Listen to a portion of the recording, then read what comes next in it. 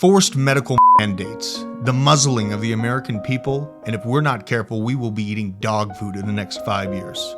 I'm the Drewth. This is the Blockchain Bunker. Let's get it.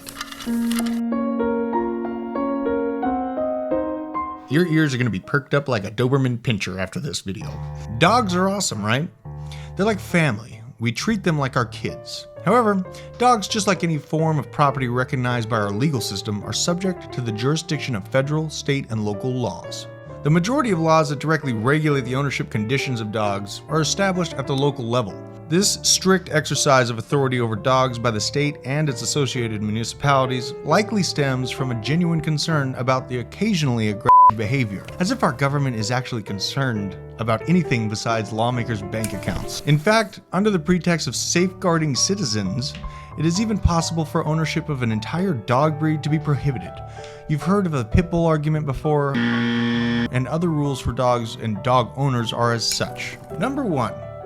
When you're at the park, failure to carry equipment for removing feces. That's right. If you don't have a proper pooper scooper or a little plastic baggie, you're breaking the law, even if your dog doesn't go to the bathroom. Number 2. In almost every city, you have to have a dog license. Number 3. Dogs have to be on a leash. Now, we've seen some of the high-ranking White House officials casually carry around leashes on their neck for fun, but that's not normal. Number 4. You're not allowed to own more than 5 dogs per household, even if you have hundreds of acres to yourself.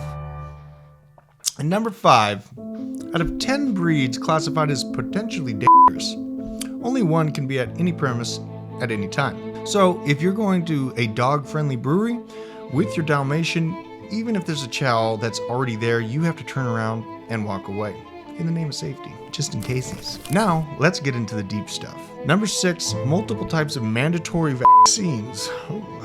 Now, are these enforced? Well, if they have time or the wish to enforce them, they will be. But that's up to the discretion of the enforcement agents themselves. And that particular note matters a lot for this next one. Number 6, multiple types of mandatory vaccinations are required for your dog. Otherwise, you may not be allowed to take them to certain places in your town or city, such as doggy daycare or the groomers. Sad. Number 7, dogs are microchipped. Oof, that's coming. Although it's not a law for all dogs to be microchipped, it is the law that if your dog goes missing and ends up in custody of animal control, the dog must then be microchipped. Now you see where we're going with this. Obviously, microchips, forced vaccinations. Go check out what the latest movements of the World Health Organization are, and you will see that clearly. The US government has turned America into a dog pound, and they're trying to make us their little pets.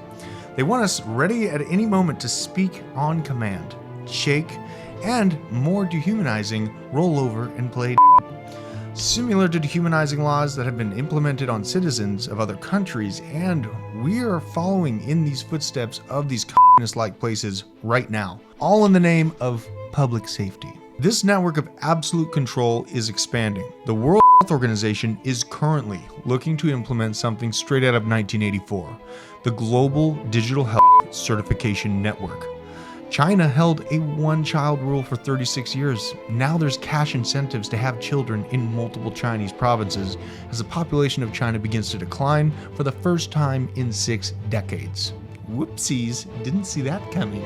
In Saudi Arabia, women aren't allowed to wear casual clothing, and they're only allowed to be alone with a man if he is a relative. In Iran, Western music like rap, jazz, and rock aren't allowed, and in Cuba, the internet is strictly monitored.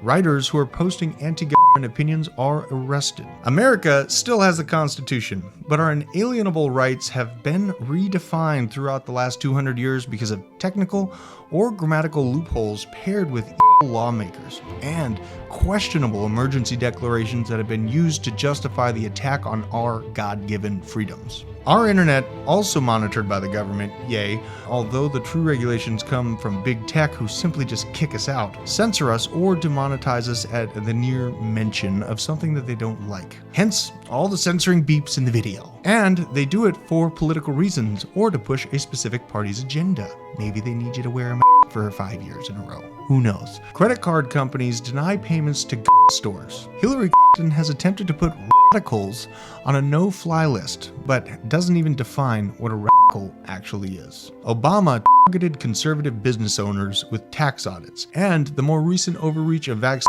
mandates for government employees, with the addition of a lot of companies following suit by refusing to do business with people that weren't vaccinated or don't wear masks. It's only a matter of time before the, oh, that could never happen here, will happen here. We already have social security numbers, licenses, EIN numbers, etc. Why not a microchip? Maybe a blow-off valve in your nose to go along with it, and you better not miss those payments. If we actually do have a population issue, why not implement a one-child law or start a global pandemic to maybe thin the herd?